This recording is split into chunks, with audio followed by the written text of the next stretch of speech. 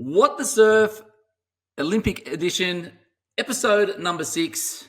We've got some more kayakers with you, hence the Sunnies. This is not Peter Bowl. Harold Marshall here with Jackson Collins. Welcome to the show, mate. Good to have you here. Mate, good to be here. I'm hearing lots about this show. It's good to be on here.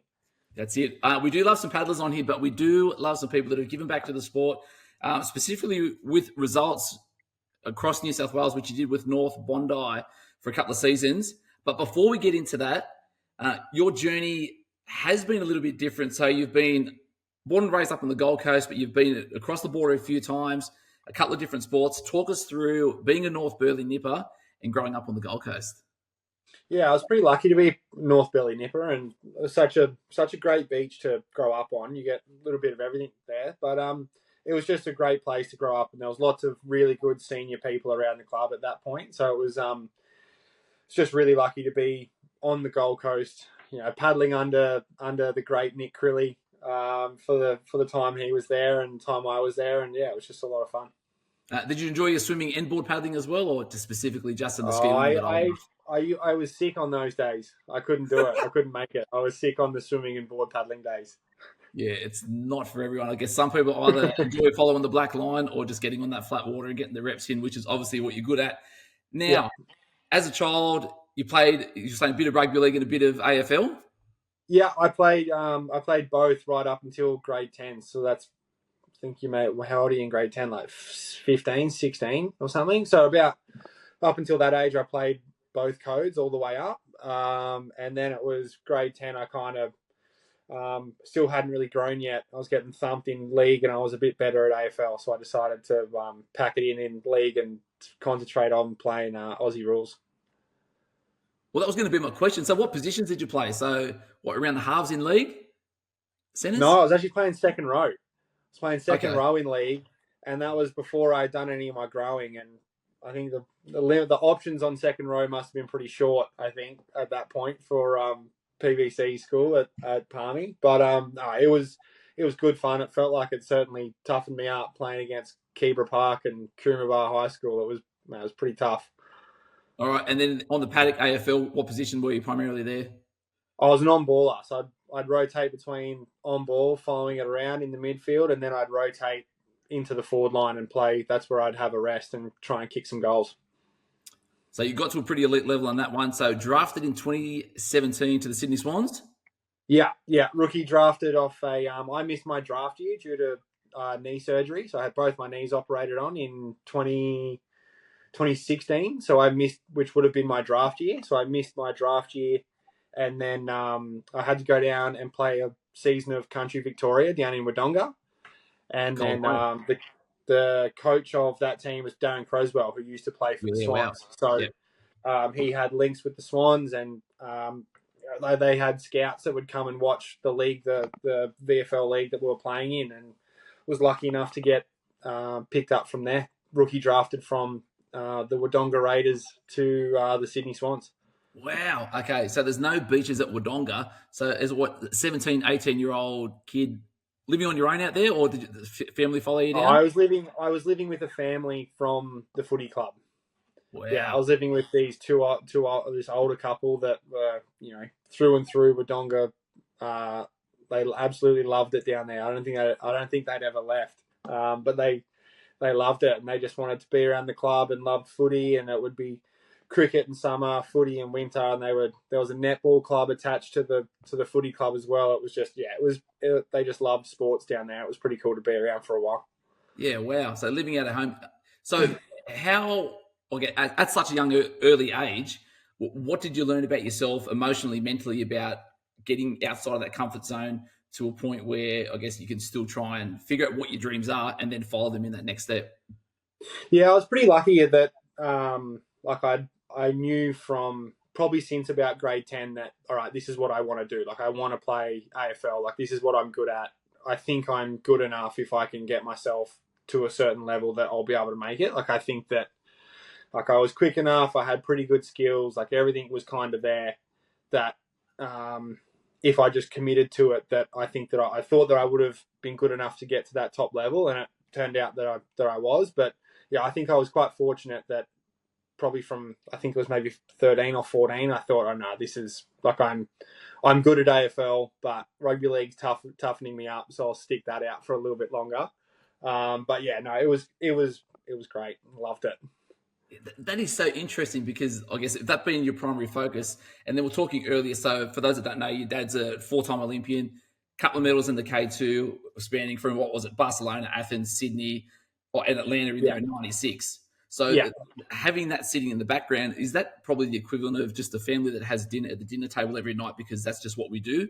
That's just the norm. And having a dad that's an Olympic legend, that's something that we may I probably didn't appreciate it enough when I was younger, because the people I was like, my dad's best friend is Andrew Trim, who we went to 3 of his Olympics with as his K2 partner, and it was kind of like, well, if you're an Olympian, you go to like multiple Olympics and you win medals, because it was just, I knew 2 Olympians and both of them had 2 medals, and it was like, oh well, if you go, you win, and no, like it's what you're supposed to do, right? It's what happens everywhere. That's what you're supposed to do. Yeah, exactly. Like I didn't know anything else. You're just young and you think, oh well, like Dad did it. Like this other Trimmy did it. Like you just go and you win the medal and then you come home. Like, well, I don't know.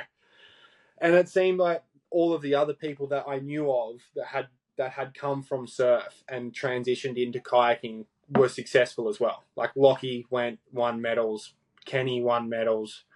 Riley went to 3 Olympics. Well, 3 Olympics now. Now he's a medalist. Like Clint was a medalist.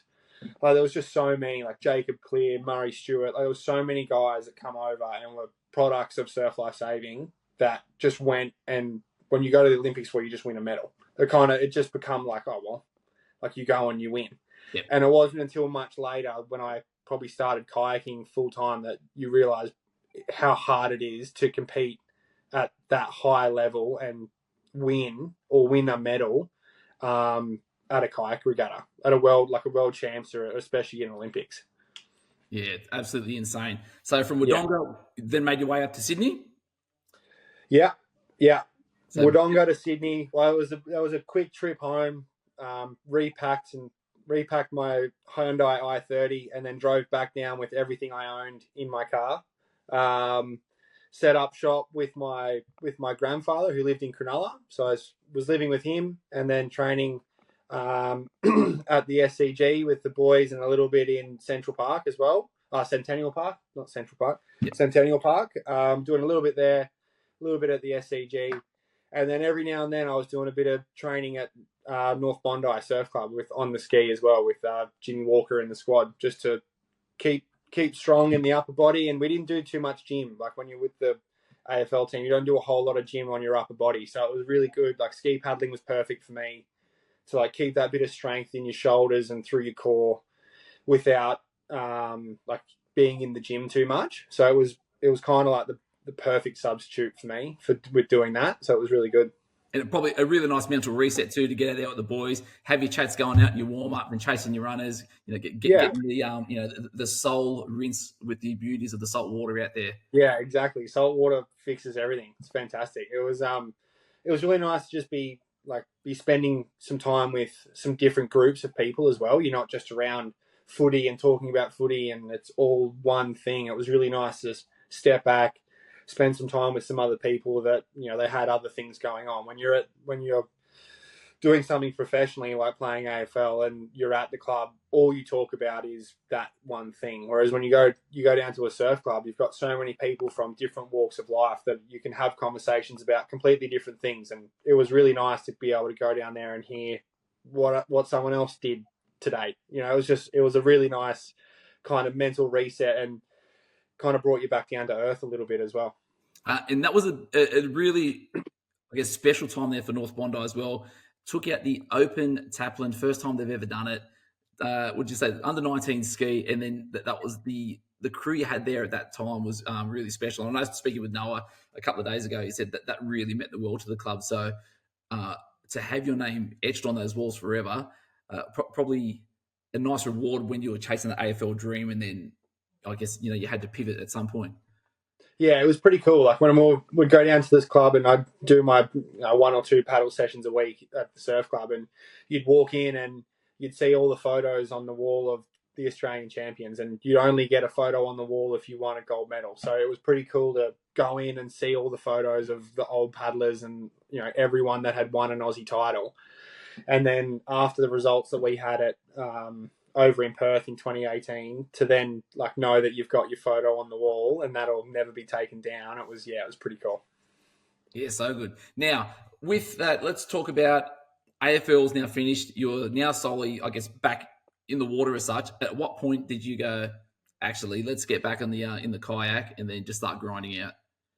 Yeah, it was pretty quick actually. It was, you know, I was medically retired, so I had my knees gave way and I ended up being medically retired by the Swans, and then that was pretty early. That was only a couple of months into the season. So then it was, you know, what are we going to do? Like, I'm feeling like the world's against me at this point, and it's kind of like, all right, well, I need to quickly find something to throw myself into to try and distract myself a bit. And it was kayaking was a good option. It was, you know, I've done some paddling in the surf before. Like, my dad was a kayaker. I know lots of kayakers. You can go to the Olympics. Like, it was like, that's a pretty good option. Like, I don't know what else there was nothing else at that point that I thought, oh no, I know that I am good at this, or I would like to do. That was the next thing that was like, I love paddling. And the Olympics is like the coolest thing. So why don't, like, I'll throw myself into kayaking. And at that point it was just over 12 months until there was going to be the Olympic trials for Tokyo. So I thought, if I can get myself in a good position to go to those trials and make the team, and that'd be epic. So then it was quickly forgot about footy, repacked my car, drove back up to the Gold Coast, and then borrowed a kayak from the AIS. And at that point, So you didn't even have your own boat? No, didn't have a boat. I had to ask for a boat, borrowed a boat, and then I was training by myself because the Australian team that was selected were over in Europe getting ready for 2018 World Championships. So I started training by myself. I trained by myself all the way until I think it was November or December of 2018 before I joined in with the group. Yeah. So I did, I think it was 6 or 8 months on my own in the kayak. Yeah. Yeah. So that was great. Yeah, it was good. It was quick. It was a steep learning curve. Yeah, but I think that learning curve had probably already been taken when you were down at Albury Wodonga on your own as, you know, an 18-year-old kid just out on your lanes. Yeah. It's interesting to see how these troughs and valleys are coming through, but the whole way through, I guess your mental fortitude and being able to stay true to yourself is always reign true. So that's a testament to you, and obviously the results speak for it, right? Yeah. Yeah. No, I've been pretty lucky to be surrounded by some pretty strong-minded people that have helped me, stay on the right course, and been lucky enough that the results have come with that as well. Luck. People always say luck, but it's hard work, right? You know, it's that persistent hard work to get the results. You can say luck, but there's really not much in it because you've done it all yourself. Now, talking about crew and support crew with you, Brianna, an elite level athlete herself, and also I guess with a massive family as well. Amanda, you know, on the beach every day, whether it's first dating at carnivals, and then Tiani being elite level. How comforting is it having, I guess, a support crew around you that understand how your mind works and how you always have to achieve that level with no compromise? Yeah, Brianna and I have been together for 5 years, almost 6 years now. So it's, you know, she understands me and she knows how I work and how I operate, and you know, she knows when I'm starting to get cranky and how to fix it, and when I'm starting to get upset, and she knows what my tics are, and she completely understands me, and she's really supportive, and she's been on Australian teams for kayaking before, and you know, she's medalled at Aussies in the single ski. She's won an under-19 single ski title. Like, she's a phenomenal paddler, and she's a great athlete, and she's come from a really strong family of really good athletes as well. Like, her dad played first grade rugby league. You know, her uncle Ashley was in the series for I don't know how long, but it was a very long time.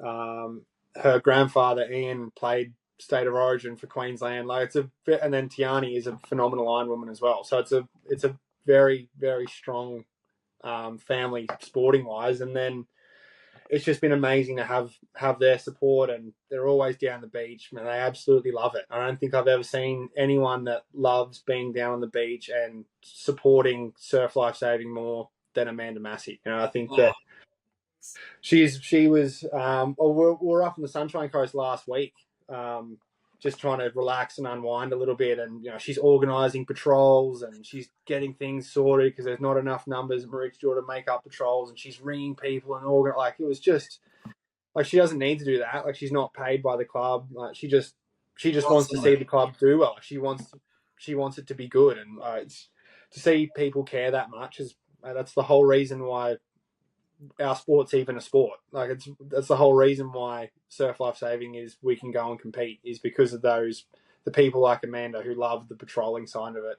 so much and want to see the club like give back to the community and provide that service. Yeah, it was nuts. I know that Aussie's talking to her pretty much every day and shit. Every tent, green first aid shirt on, and it does the whole championships, youth through to Opens last final Sunday, and no doubt would have been organising before and after. So it is a weird sport where everything we do is outward facing, and it's even though we love the sport, it's never really about the sport. No, it's not. Like that's the thing. As much as you love competing and so much of it, and it's so easy to get wrapped up in like winning races and the racing side of it is everything. Well, at the end of the day, we wouldn't be here if we didn't patrol. Like if the flags didn't go up and those things didn't happen, well, we wouldn't race. So like so much of the surf club and the success that clubs have is tied in with like the patrolling, first aid, all of those volunteers that run the bronze courses and do all of those things. Like clubs wouldn't exist without those people. Yeah, and it's the best place to be. Now let's go back to Paris. What was going through your mind? The four of you got the boat on the shoulder, ready to go out for your warm up before that heat number one. Talk us through. Was it like 25,000 people there? Who was leading the conversations? What was that like? Everyone was like, the four of us were pretty calm. Like it was, we all went and did our first warm up in our K1 before our race. Like everyone goes off, does their own paddle, and then you come back and we have our K4 discussion and get ready in the K4. But once we were back and we were getting ready to go, it was, Riley's kind of the captain of our boat, and he does a bit of the talking. But I think all of us were so confident in the training we had done that not really too much had to be said. We'd done so much training. We were in Hungary training for 7 weeks before we went to Paris, and every single weekend we did a time trial just short of race distance. So like 7 weekends in a row we had lined up, done a time trial. Like we knew what it felt like. We knew what we had to do. Everyone knew their process. It was kind of just a quick reminder of, all right, like these are our jobs. Let's focus on the race. The crowd's going to be there. It's going to be a little bit different to how it feels in rural Hungary, lining up when it's just us and the coaching boat.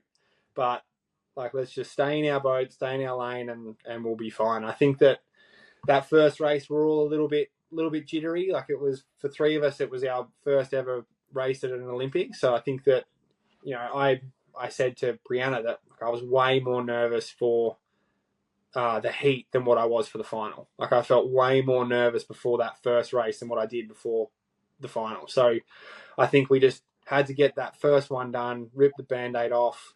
Like, all right, this is what it feels like. This is what it feels like to have crews around us. And then from there, we were good to go. So as that number 4 paddler, coming into that last 150 meters of the final, 0.04 away from a gold medal, how did it look from your angle? Because the TVs, it looked, was a bees in it. That was it.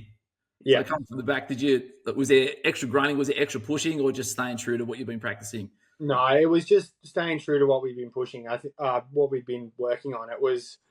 It's so easy to get worked up and then think that you can do it yourself. And in a K4, it's all about timing. Like if you're either too early or too late, it disrupts the whole boat. And it actually, if you think you're going in early to try and do more work to help the boat, you're actually doing more damage than you are good. So like for me personally, it was all about in that last 200, like don't get carried away, just stay in time, like put as much power down as you possibly can, but stay in time. And I think in that last 50, 60 meters, you're probably not putting any power down. You're just hanging on for dear life. But you're full of lactate and your shoulders are up around your ears and there's not much you can do. You're just trying to stay in time and do whatever you can to try and keep the boat moving. But yeah, we knew Germany were a really quick crew out of the start, and same with Spain. Like that's where a lot of our work has come in about trying to be faster in that first 100, 150.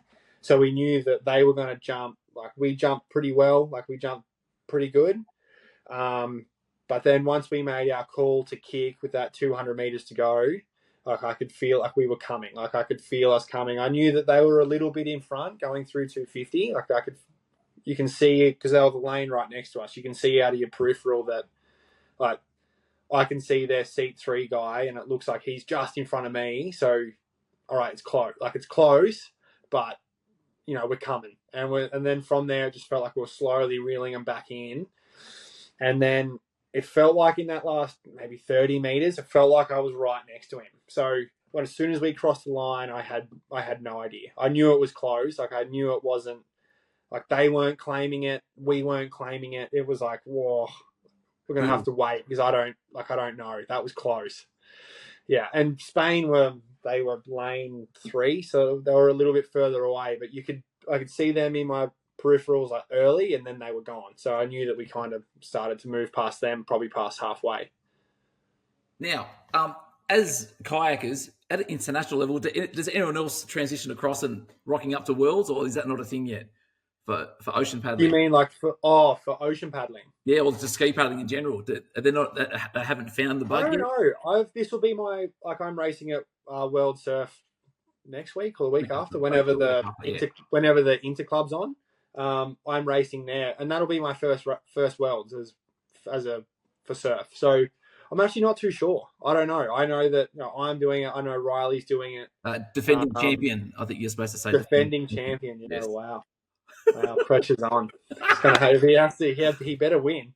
He better win if he's defending champ. He better win again. Otherwise, the first one didn't even count. No, it was. We'll have to wait and see. I'm not sure. I don't know if other countries like kayakers do the same. I don't know if it's the same as what it's like here in Australia, where like there's that really strong tie between kayaking and surf life saving. I'm not too sure.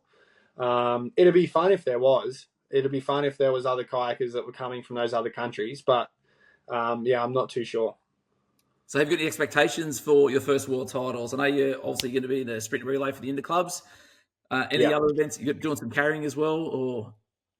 Oh, mate, I think that my main event is the beach relay. That's where I'm putting all my energy. It's where I'm putting all my focus. I went for my first run this morning in about 12 months, so it's a bit of a shock to the system, but no, it was good. It was fun. So just on that, when would have the last beach relay been done? Like I think that it would have been the summer of surf at Alex in December of last year. A beach relay. Beach relay. Beach relay. I'm talking about. I don't think I've ever done a beach relay. I don't think I've ever done. Interstate as a kid, filling in numbers, nippers under. I wasn't picked on like teams when I was little because I didn't compete. I just paddled skis in the summer, and then I didn't really bother racing until I could race a ski.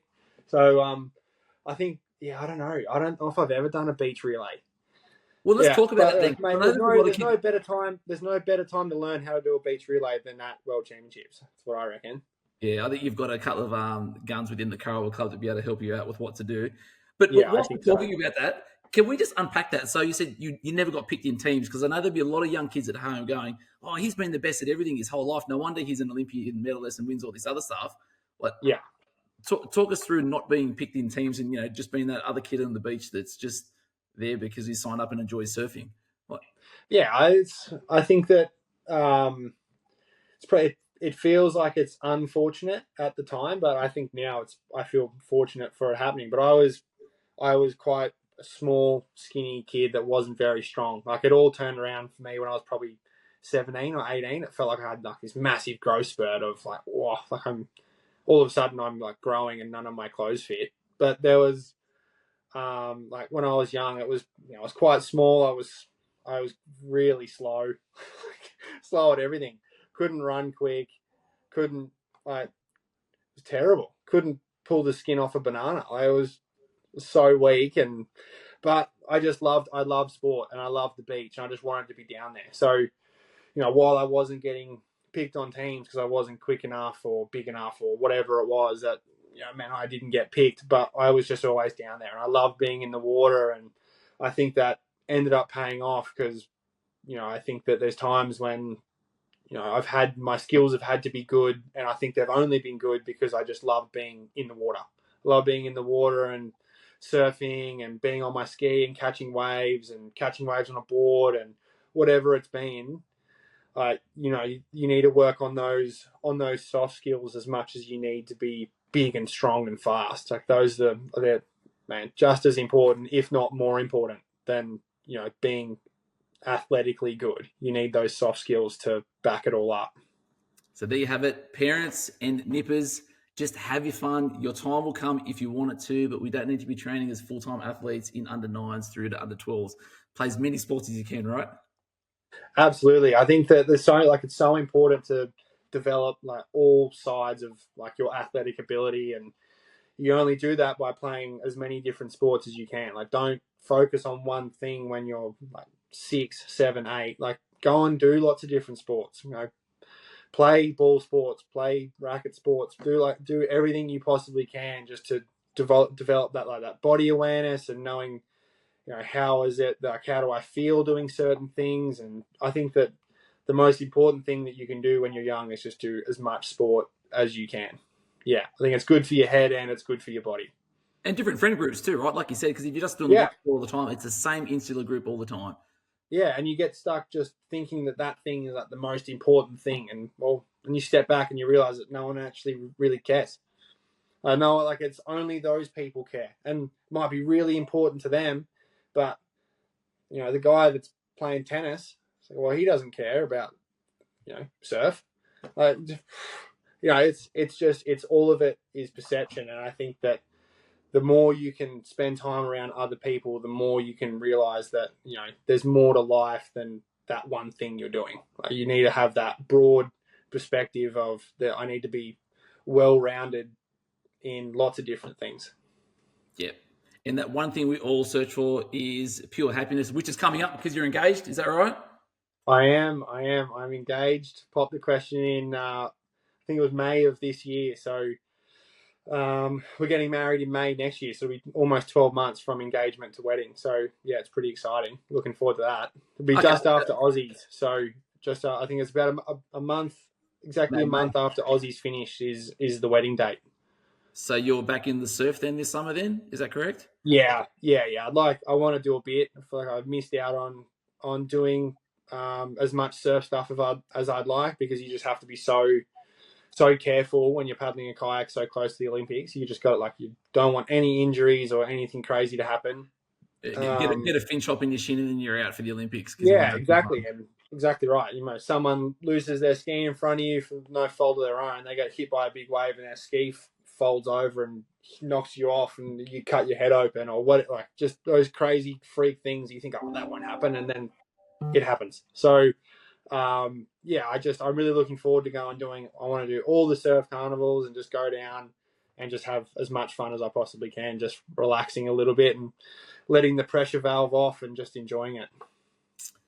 All right. So coming up to Worlds, or probably even Aussies this year as well. So last year, I know that there was a one Fletcher Armstrong that was really, really upset that he didn't take out the title, led from start to finish, got jagged at the end, but then a smart family member of his said it wouldn't have mattered anyway because it would have been the asterisk year when none of the Olympians were there. So realistically, it wouldn't have mattered. Who's going to take out? Look, I think that's a bit rough. I think if you can win an Aussie title, I don't think it matters what year and who was there, and man, no one can take that off you. Doesn't matter. Have you got another one in you? What was that? Can you get to 3 titles?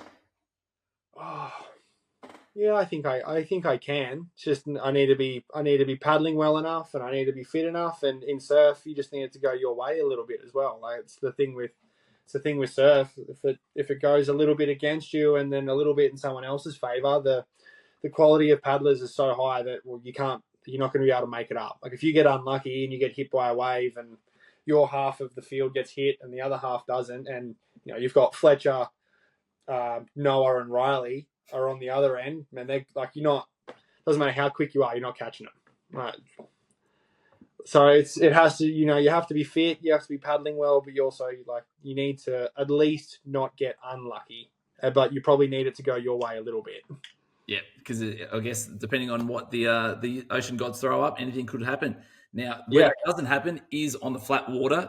Are we going to see you hopefully in LA? Is that part of the next goal? Is that already on the fridge on a magnet written down, post-it note, something? Oh, it's not written down yet, but there's obviously some serious discussions about going again and what that's going to look like, and we want to we as happy as I think the four of us all are with winning silver in a few weeks ago. I think that we want that to be a gold one. So I think that the four of us would be pretty keen to try and redeem that in LA for sure. Yeah. I think there's about another 6 paddlers behind you waiting to knock you off your perch as well, plus the rest. I absolutely agree. Yeah, that's the thing again. Like with Surf Life Saving producing so many good young paddlers, and why wouldn't you want to go to an Olympics? So it's going to be red hot in a few years' time for Olympic selection if you're around. That's for sure. All right. Now, if you weren't an Olympic paddler, what sport would you like to represent Australia in? Oh, what sport? Does it have to be something that I actually think I could do, or just something that was like, man, that looks sick? I think if I could, I think if I could actually do it, and that there's no way I could do it. I'm completely wrong body type for it, but I love watching the gymnastics. I reckon if you could be a gymnast and go to the Olympics as a gymnast, I reckon it would be sick. I think some of the stuff they do, and it's incredible. I reckon being a gymnast would be pretty sick. It looks like bloody hard work, but I reckon it'd be pretty cool. Yeah, no doubt. And you used to wear the tight clothes anyway, so that's transferable as well. Yeah. It's just trading in one lycra suit for another one. That is it. All right, Jackson Collins, thank you very much for your time. Episode 6 of What the Surf podcast. We'll see you up at Worlds in a few weeks, mate. All the best. Sounds good, mate. You coming up? Yeah, I'll be there. Great. Can't wait.